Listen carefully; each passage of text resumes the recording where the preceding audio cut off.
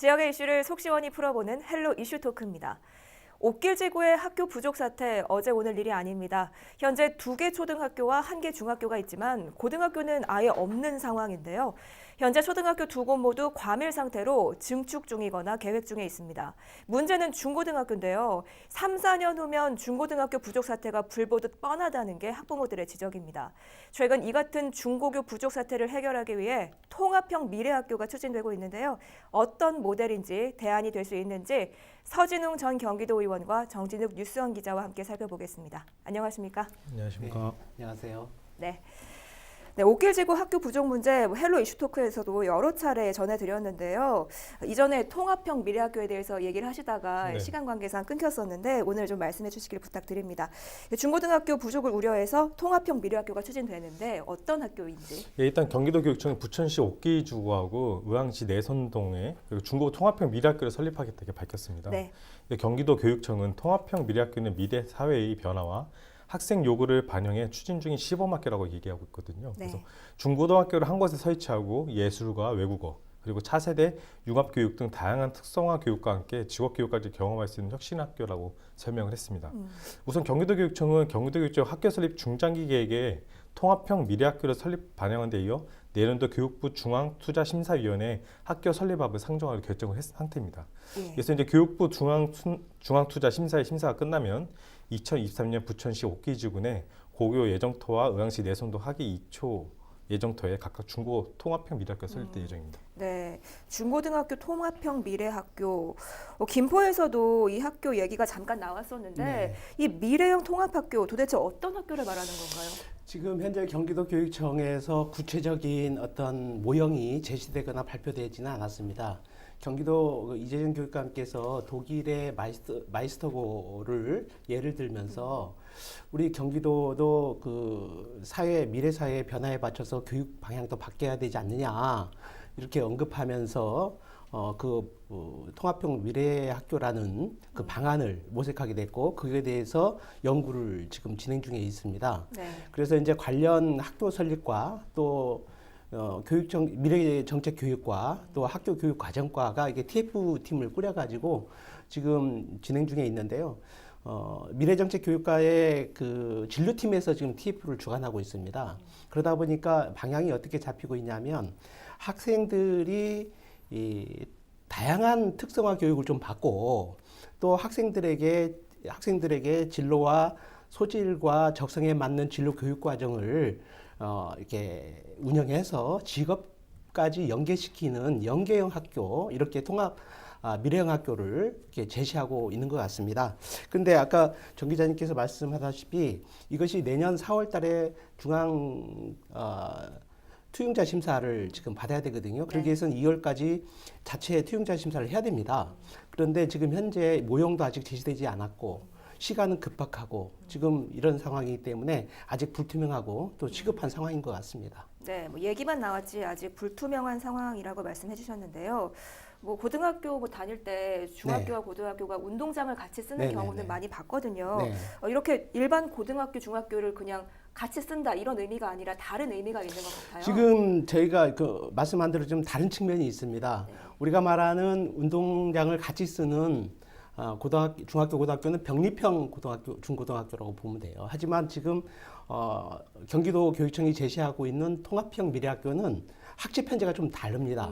2+3+ 알파형 학제라고 해가지고 중학교 과정, 고등학교 과정, 또 연계형 과정 이렇게 나눠집니다. 네. 그래서 중학교에서는 1학년은 기본 과정이고 2학년에서는 이제 자유학기제하고 연동해서 교육 과정을 운영하게 되고 3학년은 이제 진로 선택 과정이라고 해가지고 이론 수업과 체험학습 수업을 반반으로 이렇게 배정을 교육과를 운영합니다. 고등학교 1학년은 또 기본 과정이고 고등학교 2, 3학년은 진학교육 과정하고 진로 준비 심화 과정이라고 또 바뀝니다. 그래서 진학 과정은 부천에서 지금 하고 있는 교과 중점 중점 학교 시스템을 적용하게 되고 그리고 이제 진로 심화 과정은 준비 심화 과정은 또 틀입니다. 직업 관련 쪽 학교와 연관되어 있어서 그러한 소질에 맞는 교과를 재구성하게 됩니다.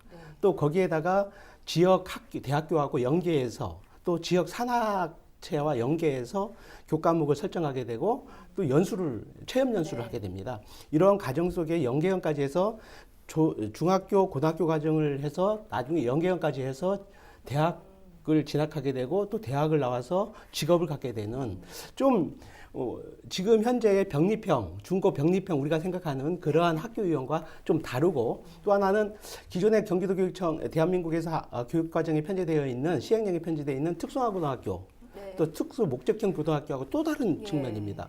그래서 이 부분은 앞으로 이게 그러니까 모형이 개발되면 아마 이제 많은 학부모 단체, 교육 단체 토론이 이루어져야 될 거라고 저는 생각하고요. 또 하나는 이게 이제 교육부에서 이게 인가받을 때 이 학제가 인가받을 때 특성화고 과정으로 설립 기준을 정해야 될지 아니면 다른 설립 기준을 시행령에 다시 적용시켜야 될지 하는 부분도 검토돼야 된다고 생각합니다. 네, 아예 새로운 형태의 중고등학교가 탄생할 수 있다는 건데요.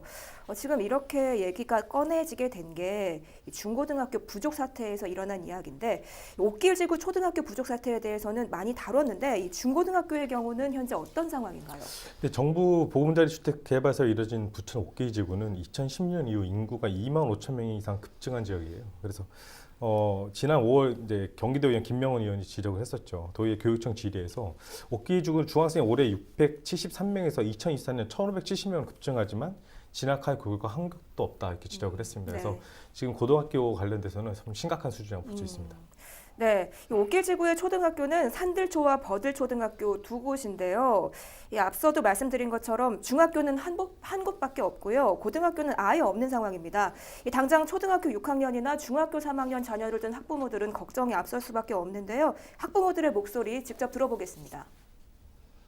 10반, 2학년 10반, 3학년 10반으로 이렇게 지어져 있어서 그런 부분은 아직까지는 괜찮지만 차후에 지금 버들초에서는 10반, 산들초는 13반이 있다 보니 차후에 이 학생들이 중학교로 진학할 때에는 교실이 부족한 현상이 일어날 것 같아서 걱정이 많이 되고 있어요.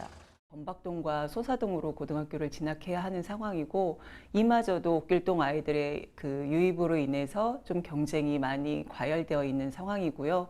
이 아이들이 1순위의 인근 학교에 배정을 받길 원하지만 혹시 순위에서 밀려나서 그 원치 않는 저쪽 중상동 지역까지 배정을 받는다라고 하면 근 1시간 이상 가량을 버스로 통학해야 하는 안타까운 상황이 발생할 수도 있는 상황입니다. 네, 중학교와 고등학교 진학을 앞둔 자녀를 둔 옥길동 학부모들의 이야기 들어보고 왔습니다.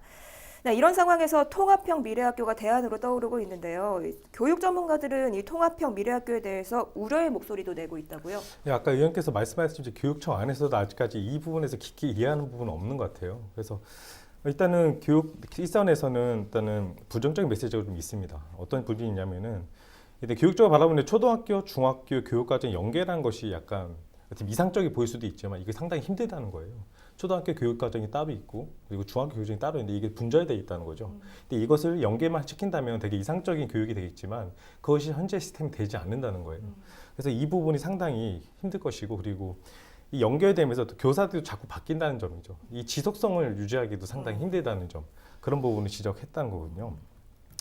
그래서 1년이 지나면 사람이 바뀌고 사람이 자주 변동되는 시스템 이런 것에 대해서는 이 시스템, 이 통합형 학교가 추진되기는 약간 한계점이 있다는 점 이 말 말씀드리고 싶고요. 또 하나는 이제 두 개 학교, 그러니까 초등학교와 중학교 예산을 쓰는 부분에도 문제가 있어요. 초등학교에서 만약에 이게 통합형 학교라서 예산을 같이 쓸 수 있을 거라 판단하지만 현재 법 체제가 그렇지 않습니다. 네. 초등학교에서 예산이 남아서 중학교에도 넘기려고 하면은 그 법적인 제도가 막혀 있어요. 그래서 이 예산 부분도 상당히 법적인 부분이 막혀 있다. 그래서 법적인 부분이 이 시스템을 쫓아가지 못하고 있다. 이런 네. 부분을 말씀드릴 수 있고요. 또 하나는 이것이 그냥 인원수가 너무 갑자기 늘어나다 보니까 이런 학교에 세워서 학생들을 넣자라는 그냥 그러니까 단순하게 나온 그 발상에서 나왔다면 이게 큰 문제거든요. 그래서 정말 교육청이 이것을 10년, 20년을 보고서 이 부분을 추진하고 있는 내용인지 근데 현재는 그렇지 않다고 봅니다. 그래서 이 부분에서 상당히 고민을 많이 해야 될 부분이라고 생각합니다. 네. 서진웅 의원께서는 어떻게 보십니까? 이 통합형 미래학교가 옥길지구 학교 부족 사태의 해법이 될까요? 저는 이 모형에 따라서 달라질 수가 있다고 봅니다. 지금 정 기자님께서 말씀하셨다시피 우리나라가 이 과정을 장기적으로 계획한 건 아니잖아요. 그래서 물론 이제 특성화고등학교들이 있고 종합고등학교들이 어떤 모형을 갖고 있기는 합니다만은 이게 지금 우리가 학부모들이나 지역사회나 또 우리 교육계가 전반적으로 인정하는 과정까지는 단계까지는 오지를 못했습니다. 지금 이 모형이 2+3+ 알파 학제형 모형이 예를 들어서 옥길 지구뿐만이 아니라 우리 전체적으로 이게 성공 케이스라면 얼마나 행복한 교육제도겠어요. 네. 근데 이게 해법이라고 보기에는 좀 어렵다고 저는 봅니다. 왜냐하면 옥길 지구에서 요구하는 것은 일반계 고등학교를 지금 요구하고 있거든요. 예.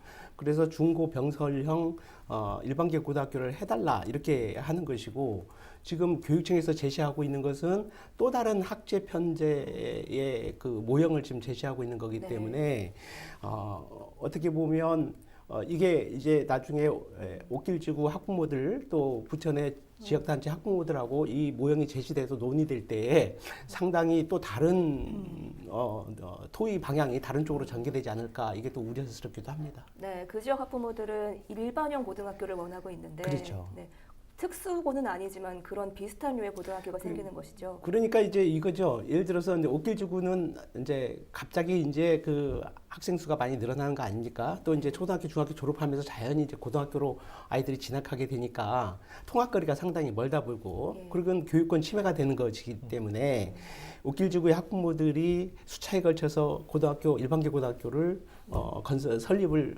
요청하고 있고 네.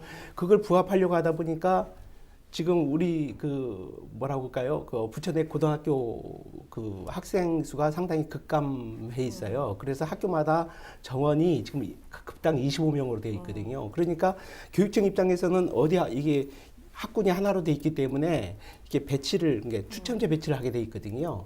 그런데 이게 학교를 설립하면 그게 또 문제가 돼요. 그러다 네. 보니까 일반계 고등학교를 중퇴해도 또 그게 통과가 안 되기 때문에 어떻게 설립할 수 있는 방법이 없어요. 그러다 보니까 새로운 대안으로 내놓은 게 네.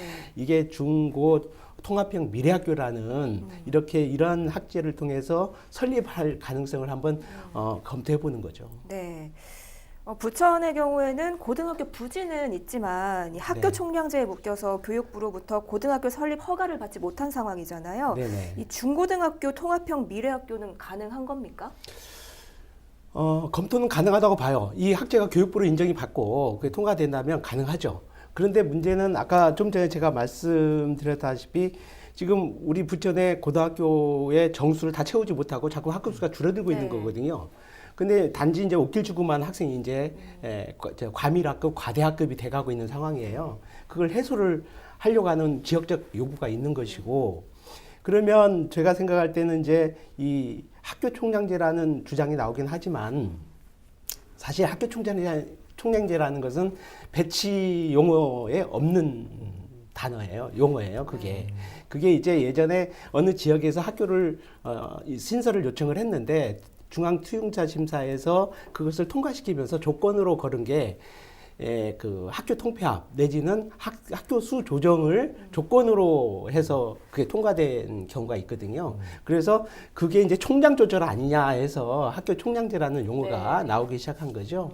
근데 이제 우리가 보면 지금 옥길에 적용시키는 이 중고 통합형 미래학교는 다른 방향이라고 봐야 돼요. 왜냐하면 중학교 똑같은 학교에 중학교에 진로 선택 과정이 들어가 있잖아요. 그래서 이 학생들이 고등학교를 그 학교로 올라가야 되는 상황이 오는 거거든요.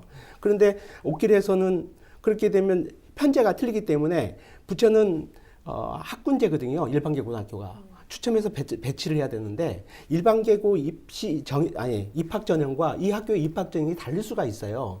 이 학교는 진로에 연관되어 있는 학생들이 올 수밖에 없는 학제를 구성하고 있기 때문에 네. 학생 모집 단위가 틀려질 수가 있어요. 그렇게 되면 옥길지구나 부천 학부모들이 요구하는 일반계 고등학교하고 맞지 않는 거거든요. 이것은 부천 학생들을 통해서 학생들을 모집하는 것이 아니라 경기도 단위에서 모집할 수 있는 네. 방향이 또 만들어질 수가 있어요.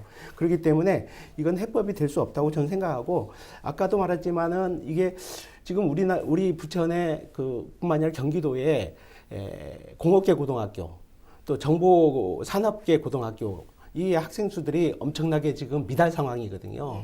그래서 저런 부분에 대해서 고등학교 전 과정에 대해서 새로운 한번 검토 사항이 필요하다고 저는 봅니다.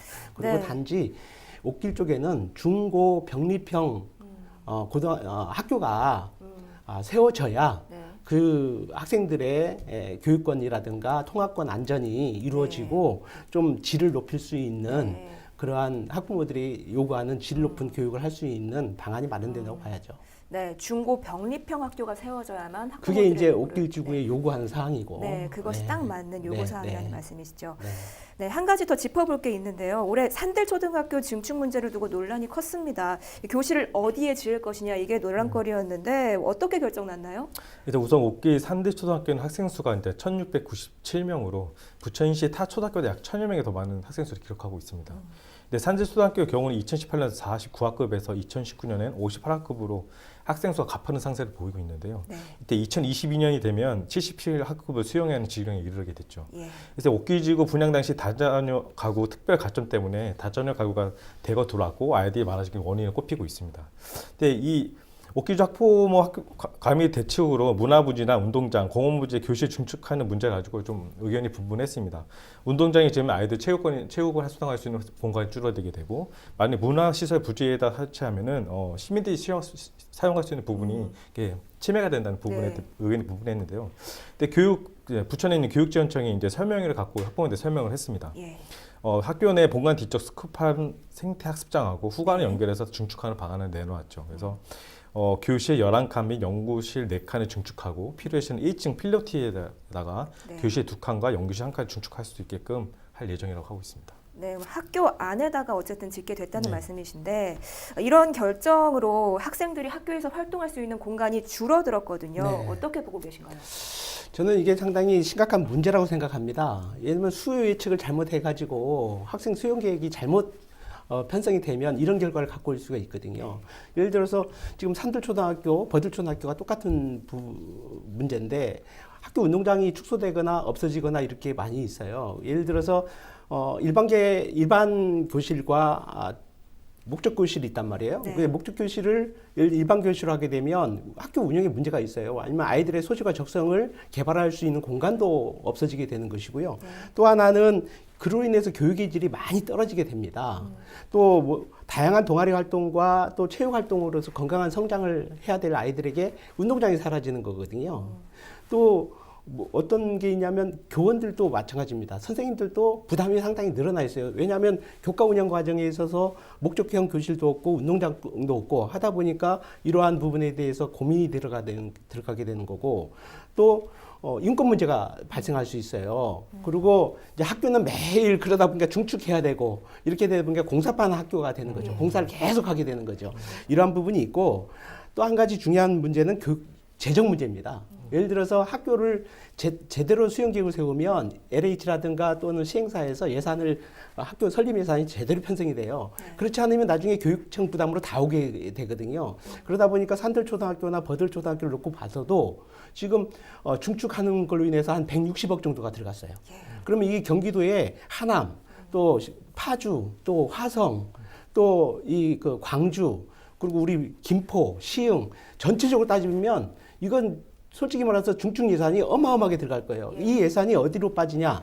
정당하게 아이들의 교육의 질, 그러니까 교육 환경 개선과 교육의 질을 높일 수 있는 교육 과정에 투입돼야 될 예산이 수용 계획 잘못 세워가지고 시설 예산, 건축 예산으로 다 빠지게 되는 거거든요. 이것은 심각한 책임 문제가 따른다고 저는 봐요. 그래서 수용 계획을 어떻게 세우냐에 따라서 아이들의 교육의 질도 달라진다. 이렇게 저는 생각을 합니다. 우리나라가 뭐 국토가 넓은 나라도 아니고 네. 또 지하자원이나 해양자원이 많은 나라도 아닙니다. 인적자원으로 커가는 나라인데 앞으로 이러한 책임감 있는 네. 교육 행정이 이루어졌으면 좋겠습니다. 네, 수요 예측이 빗나가면서 비용 문제와 교육의 질 저하로 이어져서 심각한 문제가 되고 있고 앞으로 책임감 있는 행정이 필요하다고 말씀해 주셨습니다. 네, 오늘 말씀 여기까지 듣겠습니다. 지금까지 부천 옥길지구의 학교 부족 문제와 대안으로 떠오른 통합형 미래학교에 관해 이야기 들어봤습니다. 헬로 이슈토크 여기서 마칩니다. 시청해 주신 여러분 고맙습니다.